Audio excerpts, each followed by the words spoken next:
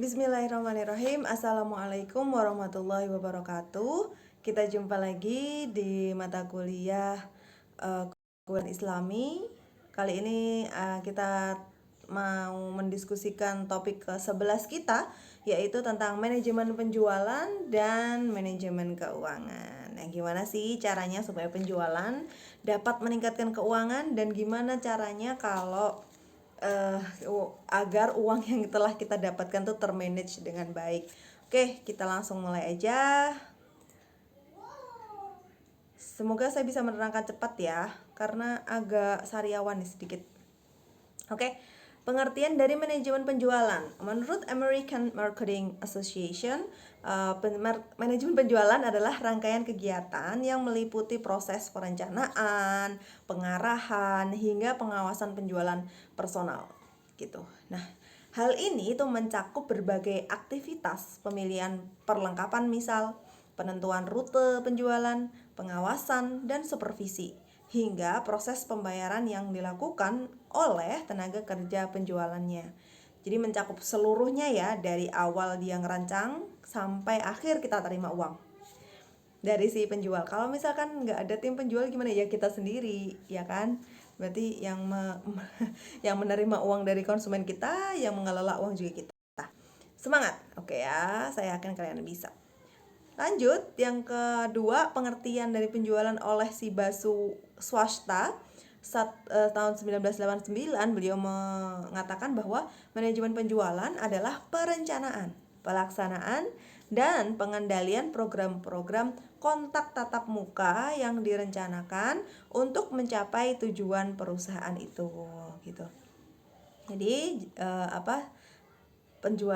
manajemen penjualan ini masih sama ya, dari perencanaannya, pelaksanaannya, hingga evaluasinya.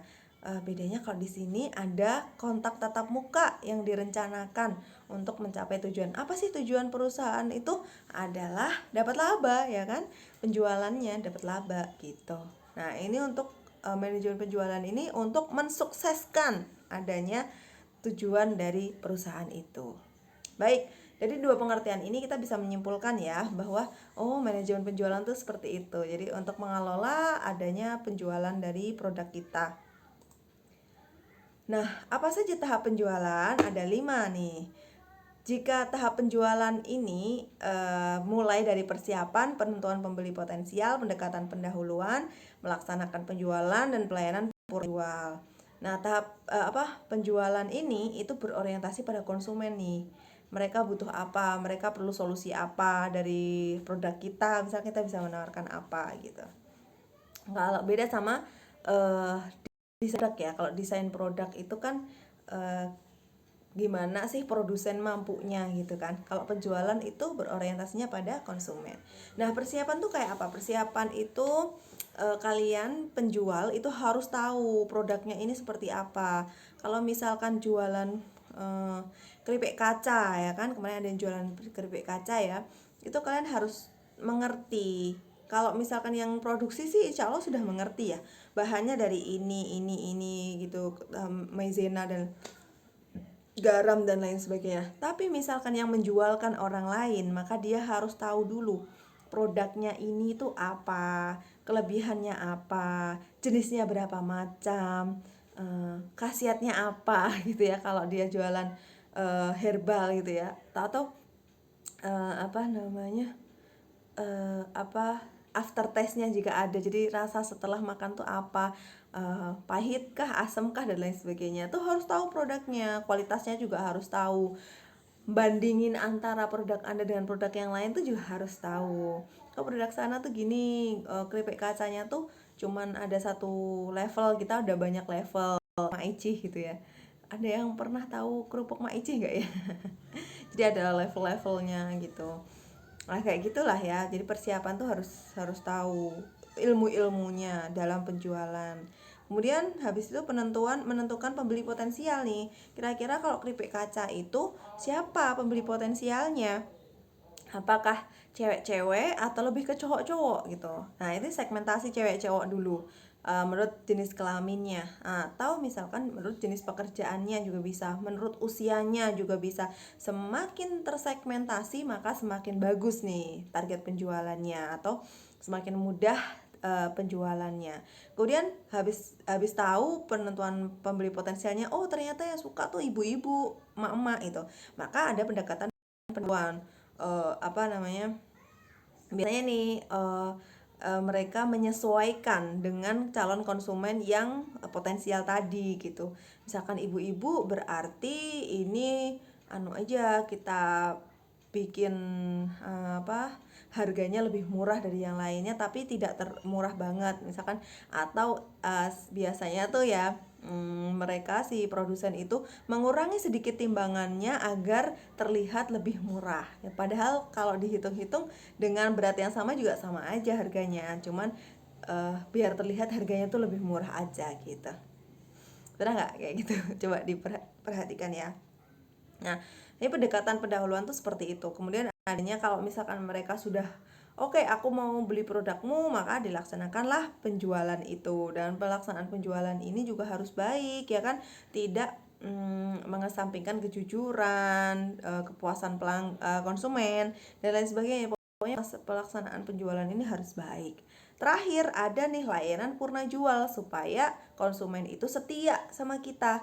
Misalkan ada layanan ongkir free, atau ada layanan customer service atau garansi gitu ya. Ada layanan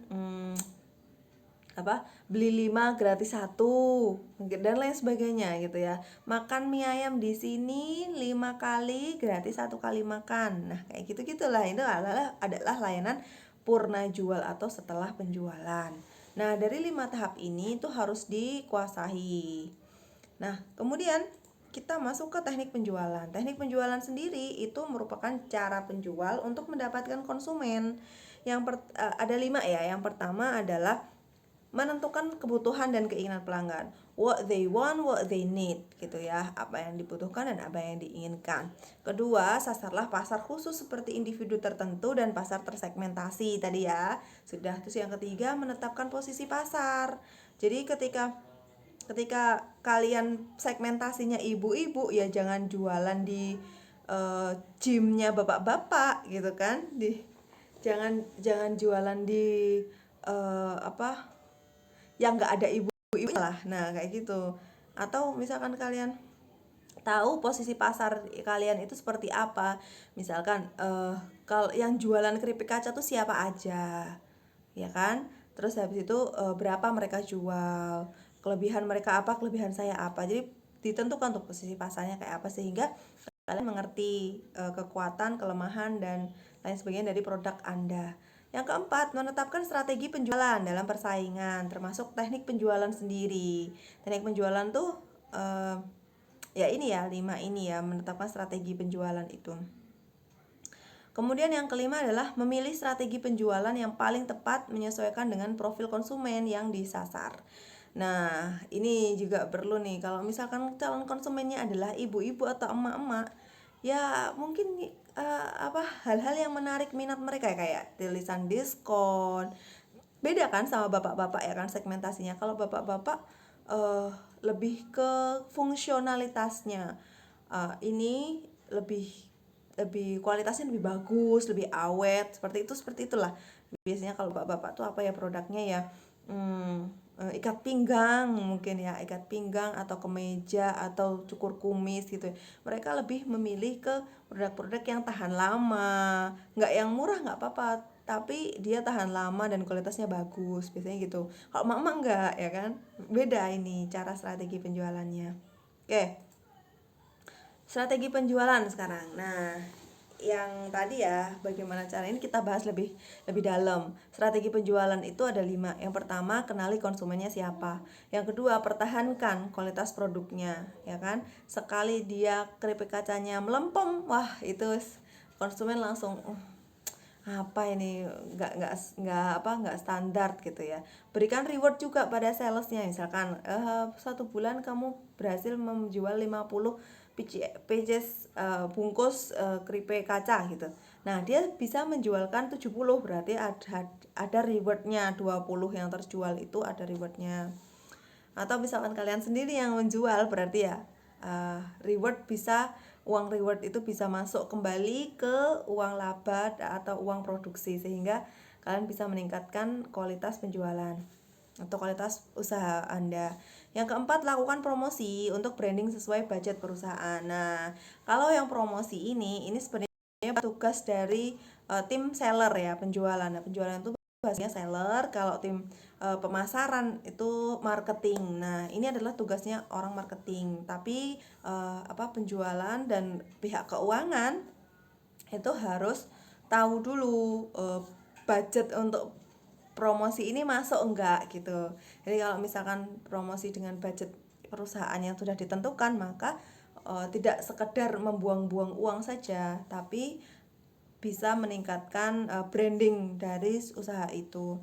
Nah, bedanya antara seller dengan marketing itu apa? Ya, itu ternyata ada bedanya ya. Jadi memang mereka sama-sama pengen meningkatkan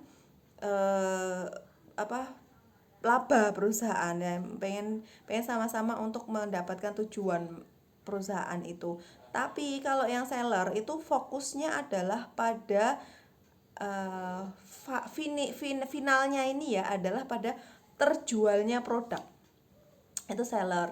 Tapi kalau marketing atau pemasaran itu terkenalnya produk gitu. Jadi masyarakat itu perlu tahu, dipasarkan gitu, masuk ke segala lini masyarakat. Nah, kayak gitu. Jadi makanya pemasaran itu ada riset pasar dan lain sebagainya, itu tugas pemasaran. Tapi kalau penjualan ya, aku tahu kamu butuhnya apa, kamu perlunya senangnya gimana, yang penting produknya terjual gitu kan.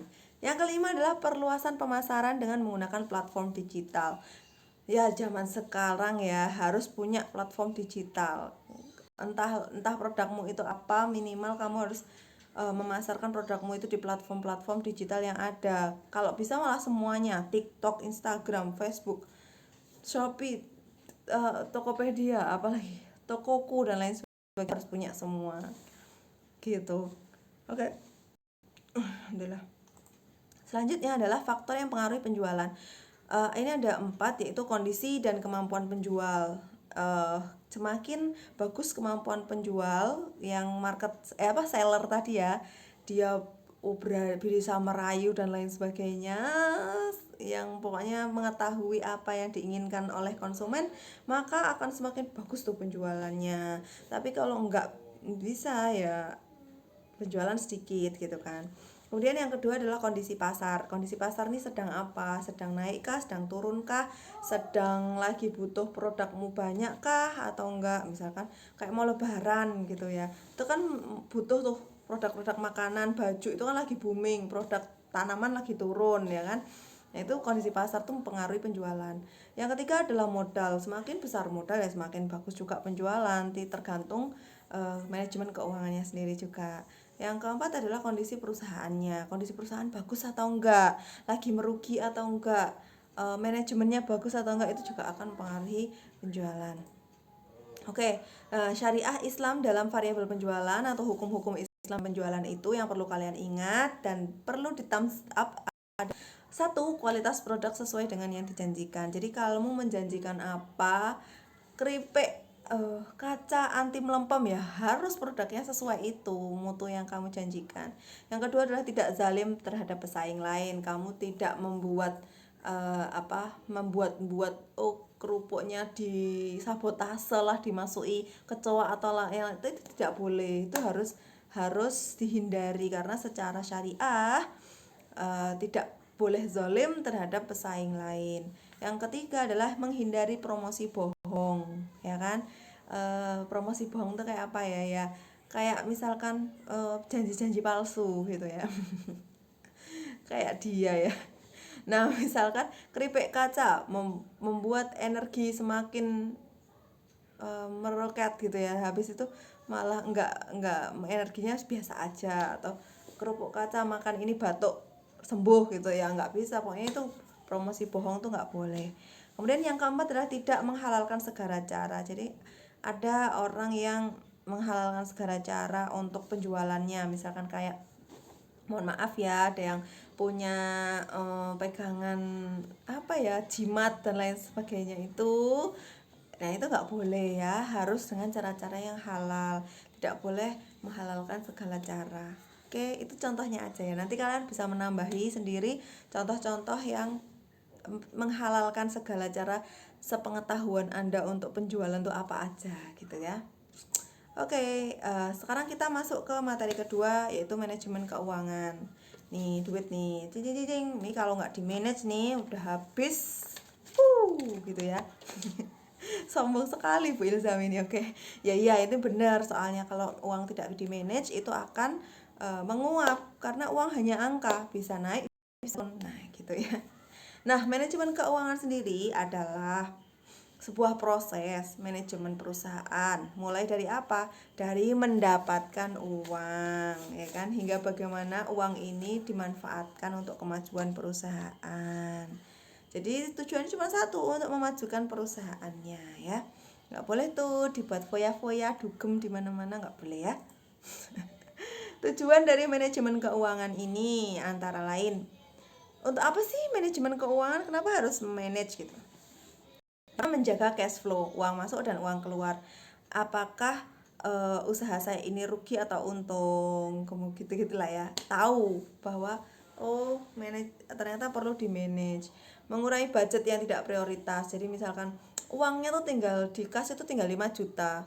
Terus ini mau ada promosi 11 udah kelewat ya, 12 misalkan. Nah itu penting enggak gitu. Nah kalau penting ya, kalau memang itu prioritas ya oke, bisa. Tapi kalau misalkan enggak, jadi itu keuangan tuh kalau nggak ada manage-nya, ya udah, kasih 12 kasih ya, euforianya itu nggak bisa dikontrol. Mengurangi resiko keuangan juga, kalau misalkan Anda sudah tahu ya, keuanganku tinggal segini, kemarin masuk segini, keluar segini, keluarnya udah banyak untuk tahun ini, maka gini, itu resiko keuangannya tuh akan lebih tertekan atau rendah gitu ya. Nah, fungsi dari manajemen keuangan nih ada 4. Yang pertama adalah planning and budgeting. Jadi direncanakan, untuk merencanakan bulan ini kamu beli apa aja, budgetnya berapa aja, produksi berapa, promosi berapa, terus maintenance berapa, gitu-gitu kan sudah di budget semua, di planning dengan baik. Kemudian itu manajer keuangan harus seperti itu. Jadi misalkan dapat modal dari tahun atau bulan kemarin itu 10 juta, masuk ke sini. Nah, itu manajer. Terus kontrol, jangan sampai dia ngelebihin dari budget gitu kan. Kalau bisa malah dapat suntikan dana lagi gitu kan, labanya semakin tinggi gitu. Jadi harus dikontrol. Kemudian fungsi lain dari manajemen keuangan adalah auditing. Auditing itu kayak mengevaluasi gitu ya, mengevaluasi. Ini kemarin promosi terlalu banyak, uangnya lebih dari budget. Gimana ini? Nah, itu audit ya, fungsi audit. Nanti lebih jelasnya dijelaskan lagi di bawah di slide selanjutnya, oke? Yang terakhir, fungsi manajemen keuangan adalah reporting. Jadi melaporkan bulan ini atau tahun ini itu keluarnya berapa, pendapatannya berapa, kamu laba berapa, investasi bertambah berapa. Nah, selain itu, reporting dari manajemen keuangan ini digunakan juga untuk peminjaman, penyuntikan modal oleh bank dan sebagainya. Itu mereka pasti minta nih laporan keuangan 1 tahun terakhir atau 6 bulan terakhir. Nah, kalau kalian nggak punya laporan keuangan, jangan harap dapat pinjaman dari bank gitu ya. Kalau ada yang setuju untuk meminjam ya, ini mah terserah kalian gitu ya. Nah, ini adalah auditing tadi.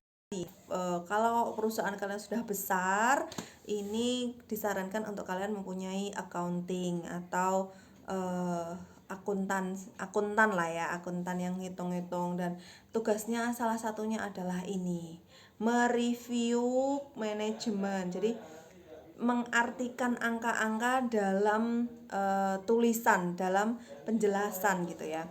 Yang pertama, untuk pemasukan, apakah terjadi pertumbuhan penjualan tahun ini? Terus item mana saja yang paling besar penjualannya dan berapa pertumbuhannya dari bulan ke bulan. Terus yang ketiga, item mana yang paling kecil penjualannya, apakah perlu dihilangkan saja item tersebut. Yang keempat, berapa keuntungan dari setiap item yang aku jual, yang dijual tuh berapa keuntungannya. Yang kelima, item mana yang memberikan aku keuntungan lebih banyak. Nah jadi itu dari review ini kalian bisa menentukan next tahun depan yang ini dihilangi saja karena tidak banyak diminati. Nah kayak gitu loh. Jadi salah satu fungsi manajemen keuangan tuh kalian bisa audit gitu, mengaudit, mengevaluasi mana yang harus ditambah, mana yang enggak gitu. Untuk pengeluaran ada 3, pengeluaran apa yang paling besar, berapa budget marketing yang boleh dikeluarkan dan berapa hasilnya, berapa budget pengeluaran fix dan variabelnya. Untuk pengembangan bisnis misalkan, apakah sudah boleh upgrade nih mesin kopi terbaru, misalkan dia jualan kopi ya, mesin terbaru, ngerajang itu juga boleh lah, ngerajang kerupuk kaca. Apakah boleh menambah cabang baru, apakah boleh utang, dan beberapa maksimal tambahannya. Seandainya ada investor, berapa yang harus aku tawarkan ke dia gitu ya. Itu ada pada ini review dari akuntan tadi. Kalau nggak ada akuntan gimana? Ya udah dijawab aja sendiri, dievaluasi sendiri, audit sendiri gitu ya. Nah, tips manajemen keuangan nih, ini kayak yang terakhir nih. Untuk para UMK atau pemula seperti saya juga ya, kalian juga yang mulai untuk usaha kecil. Yang pertama, buatlah buku atau Excel keuangan sederhana. Isinya adalah masuknya berapa, keluarnya berapa, atau cash flow lah ya, cash flow. Kemudian kalian harus yang kedua memisahkan keuangan usaha dengan pribadi, karena kalau tercampur bisa mumet dase.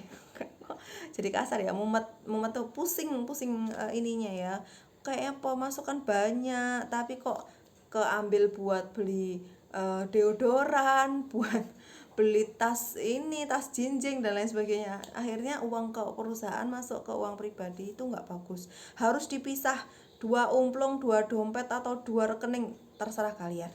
Yang ketiga, mencatat semua transaksi keuangan, baik itu keluar atau masuk. Terus jangan lupa kasih catatan di situ ya, keterangannya siapa. Kemudian yang keempat, menganggarkan